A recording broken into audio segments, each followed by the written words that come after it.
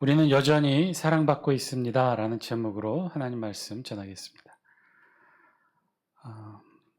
어떤 한 학생이 인터넷에 올라온 글을 보고 자신도 도전해 보기로 했어요. 그 글의 제목은 나는 누구인가 알고 싶다면 이렇게 하라 라는 글이었어요.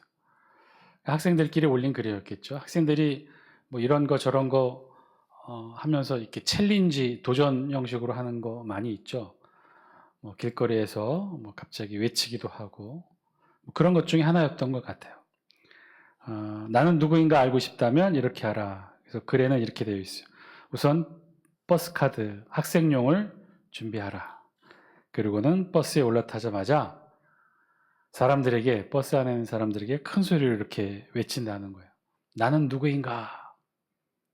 잠깐 뜸을 들였다가 그 다음에 카드를 그 버스 체크기에 카드를 딱 대요. 그러면 학생용 버스 카드니까 거기에 뭐라고 답하죠? B 학생입니다. 이렇게 대답을 하죠. 모르시군요. 그쵸, 안 해봤죠. 그쵸. 여기 장수버스는 버스카드 소리 안 나나요? 그렇죠. 하여튼 일반은 그냥 삐빅 소리 나는데 학생들은 학생입니다, 학생입니다 이렇게 소리가 난대요. 저도 학생 카드를 사용해 보진 않아서 잘 모르겠는데 일반인들은 그냥 삐빅 소리만 나는데 학생들은 학생입니다, 학생입니다 소리가 난다는 거죠. 자, 그거 하는 거예요.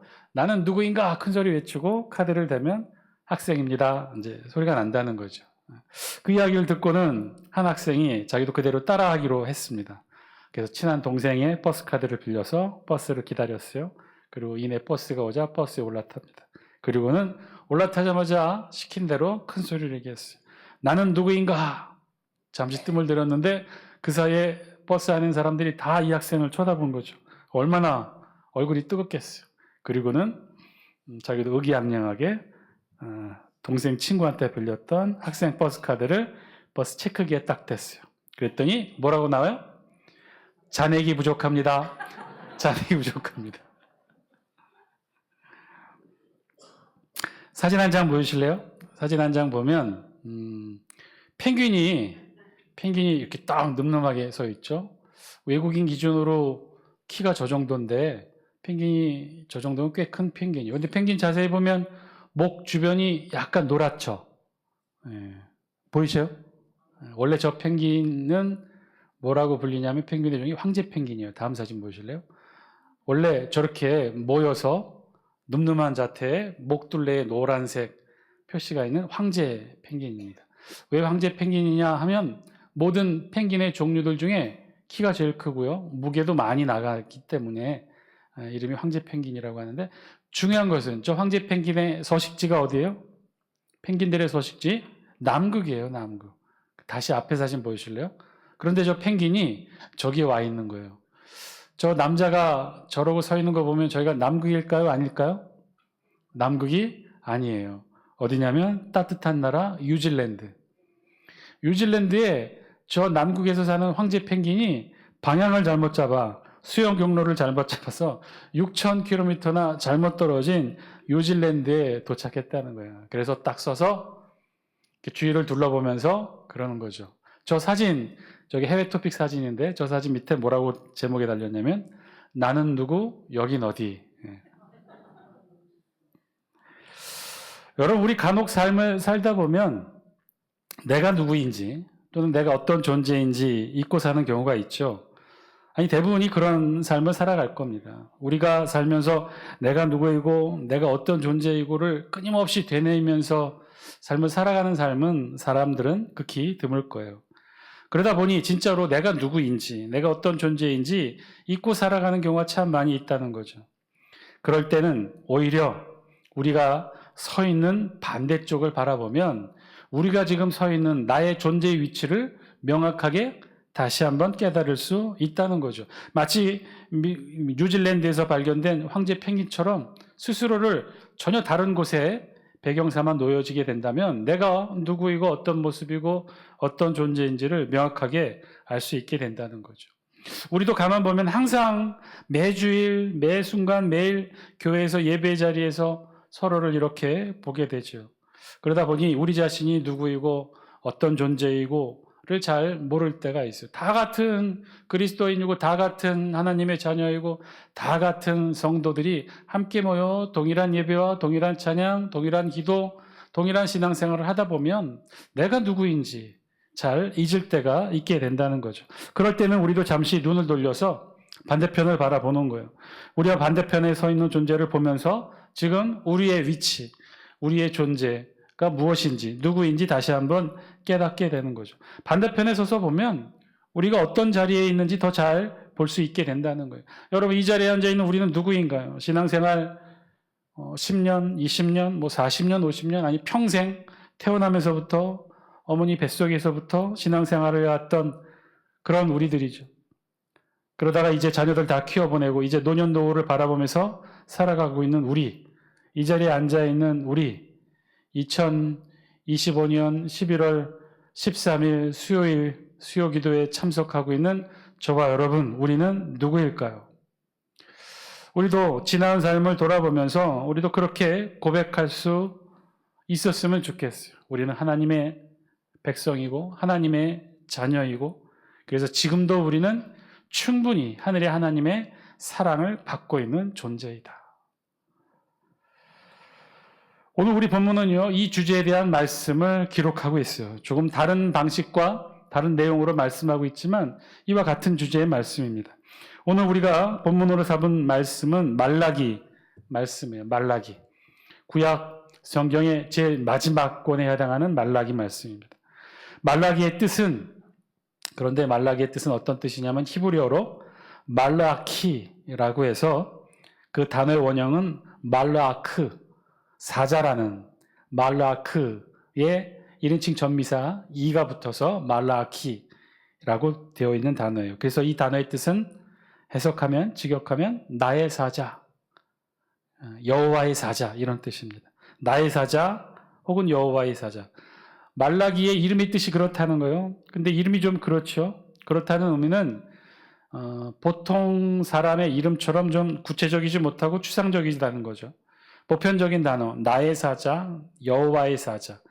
그냥 통칭하여 선지자를 다르게 부르는 표현 가운데 하나이기도 한 것이 말라기라는 뜻이기 때문에 그렇다는 거예요. 조금 이상하다는 거죠. 예를 들면 마치 대통령 이름이 대통령인 것처럼, 경제부 장관의 이름이 경제부 장관이라고 한다면 이상하겠죠. 그래서 이러한 이름의 뜻 때문에 한때는 말라기 저자 문제가 대두되기도 했었어요. 아무리 봐도 이 말라기는 본명 같아 보이지 않았거든요. 그러니까 누군가 다른 이름 대신에 예명으로 본명이 아닌 이름을 썼다고 여겼던 거죠.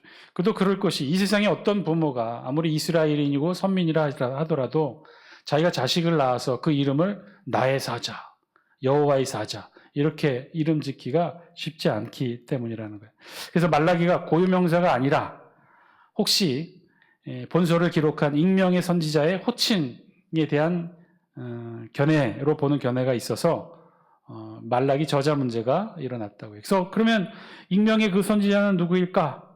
많은 학자들이 추정할 때 제2차 바벨론 포로 귀환 때의 지도자, 학사 겸 제사장이었던 에스라가 말라기서의 저자가 아닐까, 그렇게 추정을 합니다. 실제로 말라기의 내용을 우리가 쭉 읽다 보면 제사와 제물에 관련된 내용이 참 많거든요.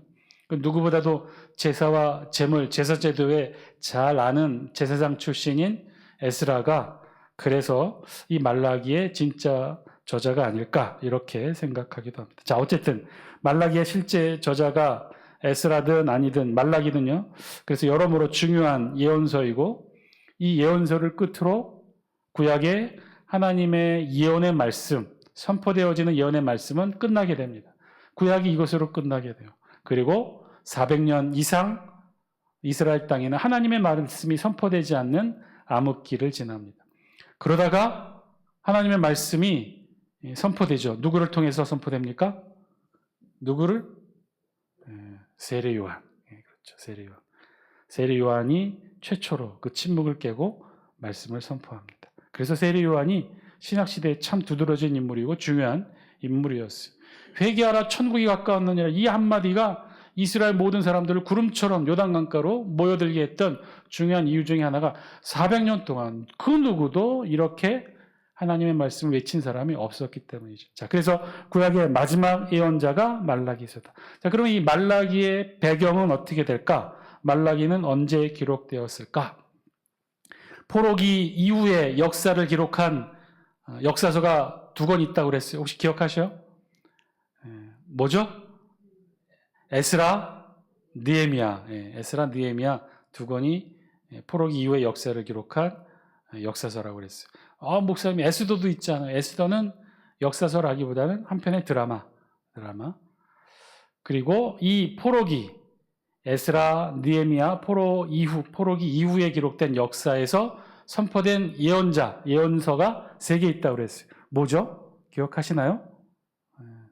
성경 마지막에 있었던 학개, 스가랴, 말라기 3개의 예언서.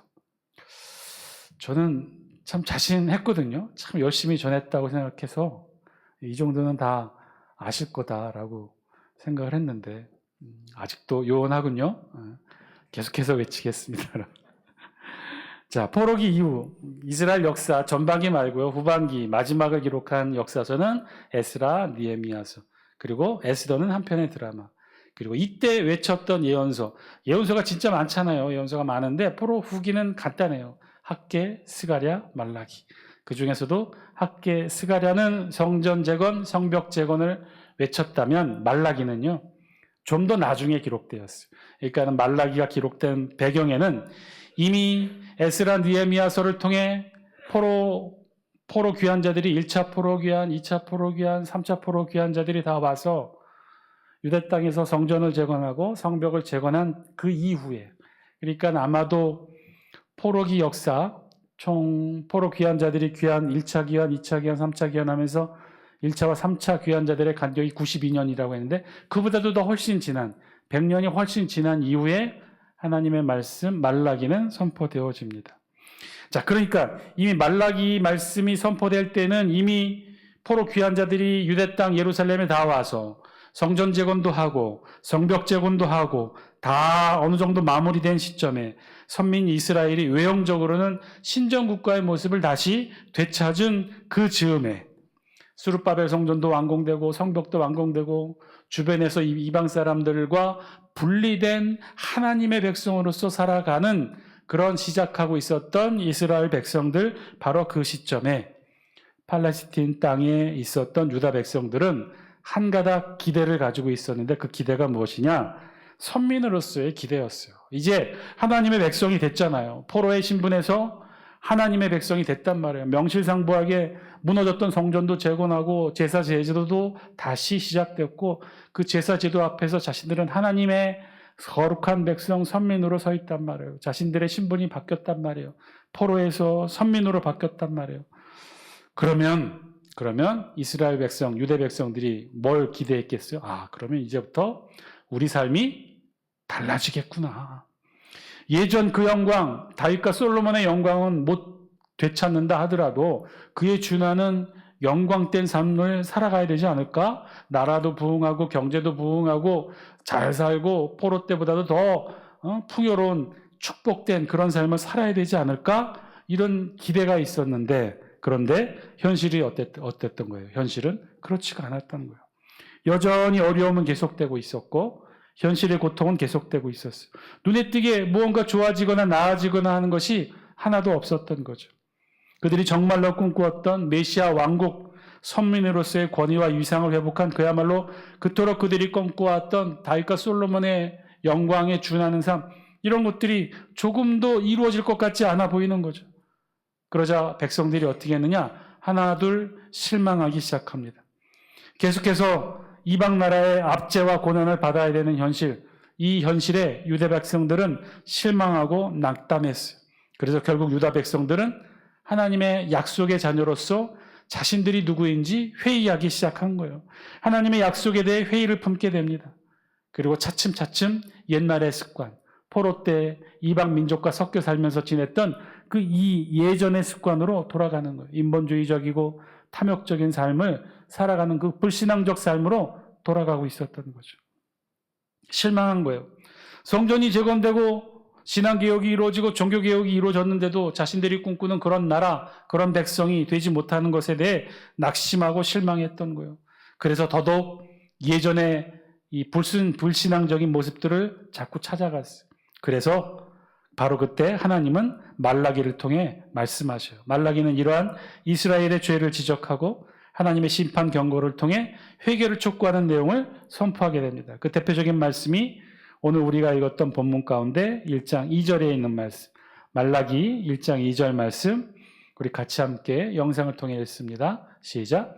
여호와께서 이르시되 내가 너희를 사랑하였노라 하나 너희는 이르기를 주께서 어떻게 우리를 사랑하셨나이까 하는도다. 나 여호와가 말하노라 에서는 야곱의 형이 아니냐. 그러나 내가 야곱을 사랑하였고. 이스라엘 백성들이 질문했다는 거죠. 어떻게 하나님께 질문했다는 거요? 1장 2절 앞부분에 보면 하나님이 그것을 말씀해 주시는데 너희들이 이렇게 나에게 질문하지 않았느냐? 어떻게 질문했어요? 하나님이 우리를 도대체 어떻게 사랑하셨습니까? 하나님이 우리를 사랑한 건 맞습니까? 우리가 하나님의 언약 백성인 게 맞습니까? 우리가 더 이상 포로가 아니라 노예가 아니라 하나님의 백성, 선민이 맞습니까? 하나님 우리를 사랑하셨습니까? 이렇게 질문했다는 거예요. 왜요? 어려운 현실 가운데서도 포로 귀환의 역사를 이뤘단 말이에요. 진짜 이스라엘 백성들이 수고했죠. 헌신했어요. 70년간 삶의 자리 다 팔아치우고 유대 땅으로, 아무것도 없는 유대 땅으로 왔단 말이에요. 1차 포로, 2차 포로, 3차 포로. 그리고 열심히 노력해서 성전 재건하고 성벽 재건했단 말이에요. 옛날에 다윗과 솔로몬의 영광보다는 못하겠지만 그래도 하나님의 선민의 백성으로서 부끄럽지 않을 그런 어마어마한 역사들을 이루어냈단 말이에요. 그렇게 힘든 시간들을 보내냈는데 그런데 자신들의 삶은 변화된 게 없단 말이에요. 그렇게 힘들고 어려운 일들을 했는데 그런데 자신들의 삶은 변화된 게 없었단 말이에요.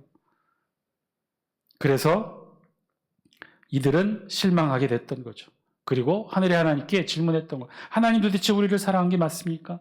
그래서 이전의 신앙의 모습으로 돌아갔는데 그런 이스라엘 백성들의 불신앙적인 모습들을 우리 성경 말라기 1장 7절은 이렇게 말씀하고 있어요. 우리 다 함께 영상을 통해 1장 7절 같이 함께 읽습니다. 시작. 너희가 더러운 떡을 나의 제단에 드리고도 말하기를 우리가 어떻게 주를 더럽게 하였나이까 하는도다. 이는 너희가 여호와의 식탁은 경멸히 여길 것이라 말하기 때문이라.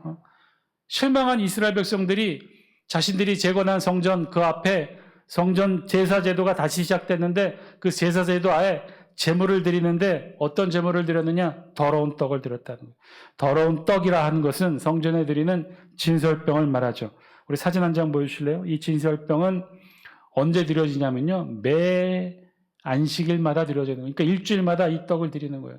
총 12개, 좌우에 6개씩 12개.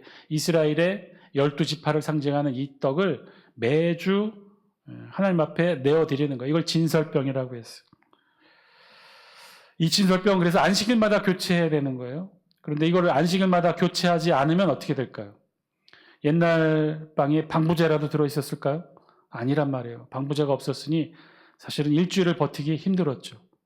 이 지역이 건조하고 메마른 지역이라 하더라도 방부제 없이 일주일 지난 빵은 당연히 곰팡이가 피고 먹을 수 없는 그런 그런 빵이 되는 거죠. 그런데 이들이 그렇게 했다는 거예요. 일주일마다 안식일마다 교체해야 되는데 교체하지 않았던 거죠. 그러니까 그 진설병에 곰팡이가 피고 썩은 상태로 그대로 두고. 근데 여러분 이게 문제가 되는 게 무엇인지 아십니까? 진설병의 이름의 뜻이 무엇인지 아세요? 진설병의 원어의 뜻은요. 얼굴의 빵이라는 뜻이에요. 얼굴의 빵. 그리고 앞에 있는 빵. 하나님 앞에 올려놓은 빵. 하나님 앞에 있는 빵. 그래서 얼굴의 빵이라고 했어요. 그러니까 이 얼굴의 빵의 얼굴은 누구를 뜻하는 거예요? 하나님의 얼굴을 뜻하는 거예요. 하나님께 드리는 그 진설병이 그런데 일주일마다 교체하지 않고 그대로 방치해 두다시피 해서 거기에 곰팡이가 피고 썩은 그대로 그렇게 방치했다는 거예요. 그래서 성경 말라기 1장 7절에 하나님이 그렇게 말하는 거죠. 너희가 더러운 떡을 나의 제단에 드리고도 말하기를 그뿐이 아니었어요. 1장 8절 우리 영상을 통해 같이 함께 읽습니다. 시작. 만군의 여호와가 이르노라 너희가 눈먼 희생 제물을 바치는 것이 어찌 악하지 아니하냐. 저는 것 병든 것을 드리는 것이 어찌 악하지 아니하냐. 이제 그것을 너희 총독에게 드려보라. 그가 너를 기뻐하겠으며 너를 받아주겠다. 눈먼 희생 제물. 가축인데 앞을 보지 못하는 가축이에요. 그런 가축이 정상적인 발육 성장을 했을까요? 저는 것, 병든 것, 온전치 못하고 가축으로서 가치 없는 것, 그런 쓸모없는 것들을 이스라엘 백성들이 하나님께 제물로 바쳤다는 거예요. 왜 그랬을까요? 신앙이 신실함을 잃어버렸기 때문에, 실망했기 때문에, 낙담했기 때문에. 하나님 우리를 사랑하십니까? 하나님은 우리를 사랑하지 않으니 우리도 눈먼 희생제물, 병든 것, 저는 것 하나님께 바칩니다. 매 절기마다 제사를 드려야 되니 제사 제도는 계속 돌아가니 그 제사에 제물은 필요하니 그러니까 제물을 드려야 되는데 마음이 없으니 가장 가치 없는 것, 병든 것, 눈먼 것, 저는 것 이런 것들을 하나님께 드렸던 거죠. 8절 마지막 구절에는요. 그런 하나님의 이스라엘 백성들을 보신 하나님의 마음이 어떠했는지를 우리 성경이 이렇게 기록해요. 우리 8장 마지막 절 9절에 보면 이제 그것을 너희 총독에게 드려보라. 그가 너를 기뻐하겠으며 너를 받아주겠느냐. 하나님께 제물로 제사의 제물로 병든 것, 눈먼 것, 저는 것, 더러운 떡을 드렸는데 그거 그대로 너희 총독에게 가져가 봐라. 총독에게 선물로 드려봐라. 그 총독이 너를 기뻐하겠느냐? 우리 성경 8절 마지막 절에 그렇게 표현하죠. 그것을 너희 총독에게 드려보라. 그가 너를 기뻐하겠으며 너를 받아주겠느냐?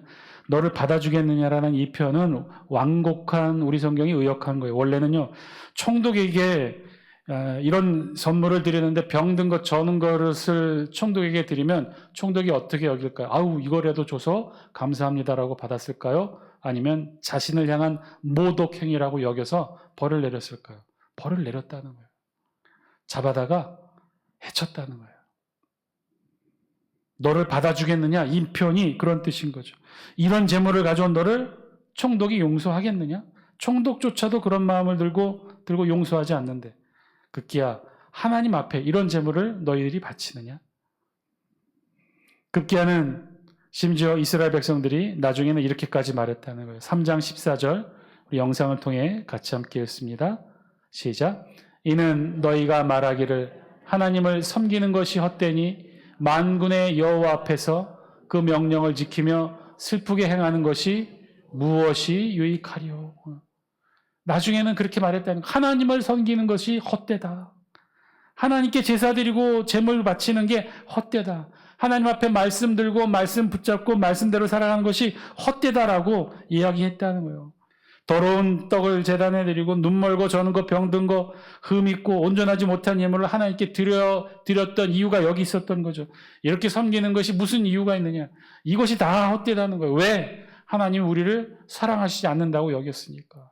이렇게까지 한 우리들을 다윗과 솔로몬의 영광은 못할 바인정 그의 준하는 영광이 되어야 되지 않겠느냐. 이전보다 더 잘 살고 복되고 축복이 있고 그래야 되는데 이전과 똑같다는 거예요. 이런 신앙 속에서 이스라엘 백성들이 하나님께 오히려 질문했던 거죠. 1장 2절 우리 영상을 통해 다시 한번 읽습니다. 1장 2절입니다. 시작. 여호와께서 이르시되 내가 너희를 사랑하였노라 하나 너희는 이르기를 주께서 어떻게 우리를 사랑하셨나이까 하는도다. 나 여호와가 말하노라 에서는 야곱의 형이 아니냐 그러나 내가 야곱을 사랑하였고. 주께서 어떻게 우리를 사랑하셨나이까? 하나님은 우리를 사랑한 것이 맞습니까? 하나님은 우리를 언제 사랑하셨습니까? 사랑하셨다면 우리가 오늘 이 모양 이대로 살아가도록 하나님 내버려 두셨겠습니까? 여러분 왜 이스라엘 백성들이 이렇게 질문하게 된 것일까요? 아무리 돌아보아도 자신들은 하나님의 사랑을 받는 것 같지 않다고 여겼던 거죠. 왜 그럴까요? 앞에도 계속 설명드렸지만 나아질 것 같은데 나아지지 않았다는 거예요. 70년 포로 생활 끝나고 이제는 축복이 영광된 삶이 복된 삶이 행복이 고생 끝 행복 시작일 줄 알았는데 그렇지 않았다는 거죠. 이제는 달라진 삶을 살게 될 줄 알았는데 그렇지 않다는 거예요. 여전히 삶의 변화가 없었던 거예요. 여전히 힘들고 여전히 지치고 여전히 퍽퍽한 삶은 계속되었던 거죠. 그래서 이들은 하나님께 실망하고 낙담하여 이렇게 외쳤던 거예요. 하나님이 언제 우리를 사랑하셨습니까? 하나님이 우리를 사랑하셨다면 지금 우리의 삶이 이렇게 퍽퍽하겠습니까? 그런 이스라엘 백성들의 질문에 하나님이 이렇게 대답하셔요. 우리 2절 말씀 영상을 통해 밑에서 세 번째 줄 나 여호와가 말하노라 같이 읽겠습니다. 시작. 나 여호와가 말하노라 에서는 야곱의 형이 아니냐 그러나 내가 야곱을 사랑하였고. 이런 이스라엘 백성들의 질문에 하나님이 갑자기 느닷없이 전혀 다른 말씀을 하시죠. 갑자기 에서와 야곱의 이야기를 꺼내십니다. 내가 야곱을 사랑하였고 에서는 미워하였다. 여러분, 에서가 누구죠? 이삭의 아들이고 장자였어요. 야곱의 형이었어요. 야곱은 동생이었어요. 에서는 장자라면 야곱은 차자였어요. 그런데 하나님이 누구를 사랑하셨다는 거예요? 장자인 에서가 아니라 차자인 야곱을 사랑하셨다는 거예요. 에서와 야곱 비록 쌍둥이 형제였지만 쌍둥이 형제라도 거기에는 분명히 시간차가 있었기 때문에 엄연한 장자가 있었단 말이에요. 에서가 장자였고 야곱은 차자였어요. 고대 이스라엘에서 이 율법에 정해진 바에 의하면 가문의 후계자는 반드시 장자가 대를 잇는 것이었어요. 그런데 하나님은요, 에서가 아니라 야곱을 선택하셨답니다. 야곱에게 축복해 주시고 야곱의 12아들을 기반으로 선민 하나님의 나라 거룩한 백성 이스라엘을 이루게 하셨다는 거죠. 그러면 왜 에서가 아니고 하나님은 야곱을 선택하셨을까요? 그 이유가 뭐죠? 야곱이 신앙심이 더 좋았었나요? 야곱이 더 잘생겼나요? 야곱이 착했었나요? 야곱이 착하고 정직해서 그 누구도 속이지 않는 그런 착한 마음의 소유자였기 때문에 하나님이 야곱을 선택하셨을까요? 하나님이 야곱을 선택하신 이유가 뭘까요? 여러분, 그것이야말로 전적인 하나님의 은혜라는 거예요. 너무나 큰 하나님의 은혜. 이것은요, 전적인 하나님의 역사하심의 결과예요. 그 누구도 몰라요. 왜 야곱이 에서를 제치고 하나님의 선택을 받고 사랑을 받게 되었는지 그 어디에도 알 수가 없어요. 이건 하나님만이 아시는 일이에요. 하나님만의 온전한 전적인 하나님의 주권의 역사하심의 결과예요. 그래서 하나님은요, 말라기 선지자를 통해 이렇게 선포하셔요. 하나님이 언제 우리를 사랑하셨습니까? 라고 질문하는 이스라엘 백성들에게 이렇게 답하고 계신 거죠. 하나님은 야곱을 사랑하셨다는 거야. 그러니 당연히 에서를 선택하였음에도 불구하고 하나님은 야곱을 선택하고 야곱을 사랑하셨다는 거예요. 에서와 야곱 중에 하나님이 야곱을 선택하셨다는 이유 하나만으로도 하나님은 야곱을 사랑하셨다는 반증이라는 거죠. 그럼 왜 그랬을까? 몰라요. 우리는 알 수 없어요. 왜 하나님이 장자 에서가 아닌 차자 야곱을 선택했는지 우리는 그 이유를 알지 못해요. 그러나 분명한 것은 우리가 아는 이유로 인해 하나님이 야곱을 선택하신 것이 아니라는 거죠. 야곱이 더 뛰어나서도 아니고 야곱이 더 훌륭해서도 아니고 야곱이 더 멋진 신앙의 소유자였기 때문도 아니에요. 이유는 알 수 없어요. 그냥 그것은 하나님의 전적인 선택의 결단이고 은총이고 은혜라는 사실이에요. 그리고 3절부터 4절까지 보면 하나님의 이 선택적 결단이 엄청난 하나님의 사랑의 결과를 가져오게 된 것을 설명합니다. 우리 다 함께 3절 말씀 같이 함께 읽습니다. 시작. 에서는 미워하였으며 그의 산들을 황폐하게 하였고 그의 산업을 광야의 이리들에게 넘겼느니라. 에서는 어떻게 했다는 거예요, 하나님이? 에서는 미워했다. 왜 미워하셨죠? 그 이유가 우리 성경에 기록되어 있나요?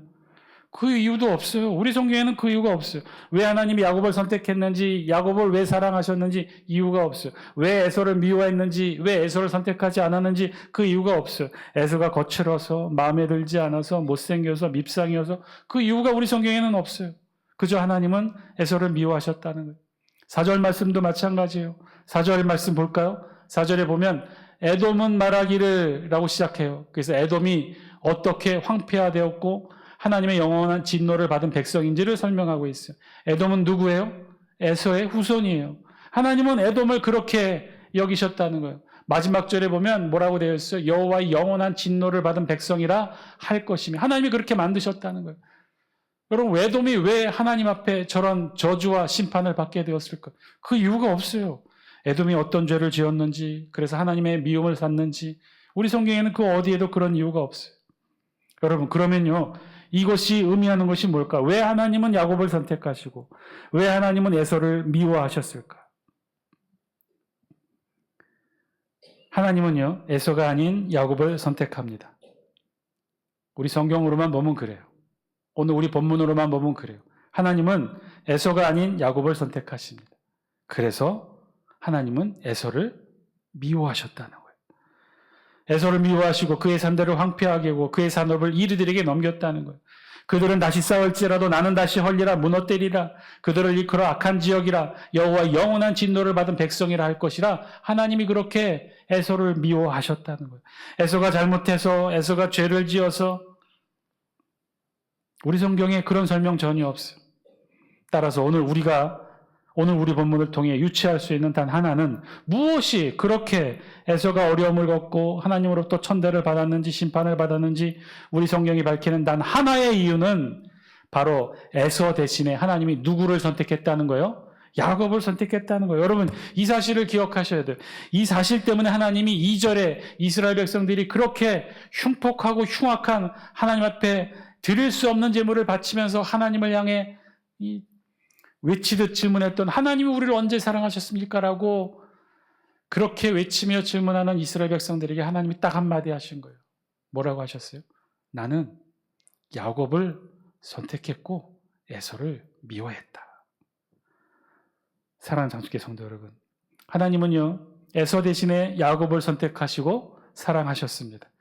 그런데 그 이유가 에서가 야곱이 잘나서가 아니라 그냥 하나님의 선택이었어요. 이건 하나님의 전적인 은혜였어요. 그런데 그 결과는 너무나 무섭고 두려운 놀라운 결과였어요. 하나님이 야곱을 선택하자 어떻게 됐다는 거예요? 에서는 미워하셨다는 거예요. 하나님이 야곱은 축복하셨다는 거예요. 그래서 어떻게 됐다는 거예요? 에서는 심판받게 되었다는 거예요.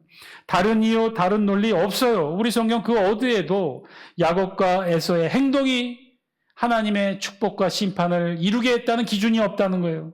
그냥 하나님의 전적인 주권의 선택이었어요. 하나님이 찾아 야곱을 선택하시자 그 즉시로 하나님은 장자 에서를 미워하셨다는 거예요. 우리로서는 이해할 수도 없고 납득할 수도 없으나, 그런데 여러분, 우리도 돌이켜보면 그렇지 않나요? 하나님은요, 지금 저 밖에 있는 저들이 아닌 이 자리에 있는 저와 여러분들을 선택하셨어요. 그런데 여러분, 그 이유가 뭘까요?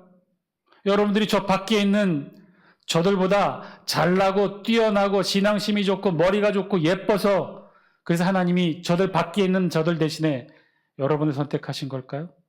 여러분, 그렇다고 자부하십니까? 그렇다면 한 가지라도 말씀해 보세요. 저들 밖에 있는 저들보다도 여러분들이 이 자리에 있어야 될 여러분 행위에 대한 단 한 가지 이유 있나요? 아니란 말이에요. 우리도 마찬가지예요. 오늘 본문의 말씀대로라면 그건 그저 전적인 하나님의 선택의 결과예요. 하나님의 주권의 선택이었어요. 하나님은 우리를 그렇게 선택하신 거죠. 에서 대신에 야곱을 선택하듯이 하나님은 저 밖에 있는 자들 대신에 저와 여러분들을 선택하셨어요. 그런데 이 하나님의 사랑의 선택이 우리로서는 감당 못할 놀라운 결과를 우리에게 가져다 줍니다. 사랑하는 장수계 성도 여러분, 똑같은 이유로, 똑같은 논리로, 마찬가지로 하나님은 저 북녘 땅에 있는 북한이 아닌 우리를 선택하셨어요. 하나님은 저 아프리카에서 지금도 굶어 죽어가는 저들이 아닌 우리를 선택하셨어요. 그래서 우리는 축복을 받고, 그래서 우리는 은총을 누리고, 그래서 우리는 행복하고 기쁨을 누리며 살아갑니다. 그런데 그에 반해 저들은 어떤가요? 북녘의 동포들은 어떻게 되었는가요? 아프리카에 지금도 굶주린 아이들은 어떻게 되었을까요? 여러분, 우리가 누리는 축복과 은총에 비례하여 저들은 굶주리고 고통받고 처절한 고통에 몸부림치게 되었어요. 여러분, 왜 이런 결과가 생겨났을까요? 그래도 우리가 잘나고 똑똑하고 내가 신앙 좋아서, 내가 주일 성수 잘해서, 내 신앙이 좋아서 그래서 이런 결과가 이루었다고 여러분 말할 수 있겠어요? 저 밖에 있는, 저 북녘에 있는 동포들이, 저 아프리카에 있는 지금도 굶어 죽어가는 아이들이 죄를 짓고 못되게 살고 정말 못난 사람들이어서 그래서 저들은 벌을 받고 우리는 축복을 누리는 이 자리에 있게 된 것이라고 여러분 말할 수 있겠어요? 여러분 어쩌면 우리의 지금 이 자리의 축복과 은총이 저들의 고통과 아픔에 비례하고 있는 것은 아닐까요? 하나님이 우리를 선택하셨기 때문에 저들이 고통받고 있는 것은 아닐까요? 어쩌면 저와 여러분들이 이 자리에 앉아 있는데 여러분 앉아 있는 이 자리의 방석에 여러분들은 수많은 선택받지 못한 고통받은 이들을 깔고 이 자리에 앉아 있는 건 아닐까요? 여러분 그렇다면 우리의 행복, 우리의 축복 다시 돌아봐야 되는 것 아닐까요? 혹시 우리도 본문의 이스라엘 백성들처럼 지금 하늘의 하나님을 향해 원망하고 있지는 않습니까? 하나님이 언제 우리를 사랑하셨습니까? 나는 하나님의 사랑 받지 못했어요. 지금 이 모양 이 꼴인데 내가 어떻게 하나님의 사랑을 받습니까? 그래서 우리도 저는 눈먼 재물, 저는 것 병든 것, 더러운 떡을 하나님께 제물로 바치고 하늘의 하나님을 향해 그렇게 외치고 있지는 않습니까? 사랑하는 장수교 성도 여러분, 오늘 말씀을 통해 우리 자신의 모습 돌아볼 수 있기를 바랍니다. 지금 저와 여러분들은요, 이 자리에 있는 것만으로도 북녘에 있는 땅이 아닌 굶주리는 아프리카 땅이 아닌 바로 장수교회 이 자리에 앉아있는 이유 하나만으로도 여러분들은 하나님의 사랑을 받고 있는 줄 믿습니다. 이 자리에 앉아있는 사실 그 하나만으로도 우리는 여전히 하나님의 사랑을 받고 있어요. 왜냐하면 우리는 하나님의 선택을 받았기 때문에. 정말 어쩌면 더욱더 우리를 무섭게 하는 사실은요, 오늘 우리가 누리고 있는 이 행복과 기쁨이 혹시 저 밖에 있는 저들의 아픔과 고통을 딛고 우리가 이 자리에 서 있지는 않는지, 우리의 존재가 그런 존재라는 사실을 우리가 잊고 있지는 않는지, 우리 자신을 돌아보고 하나님 앞에 감사의 고백을 할 수 있는 저와 여러분 다 되시기를 주의 이름으로 간절히 축원드립니다. 기도드리겠습니다.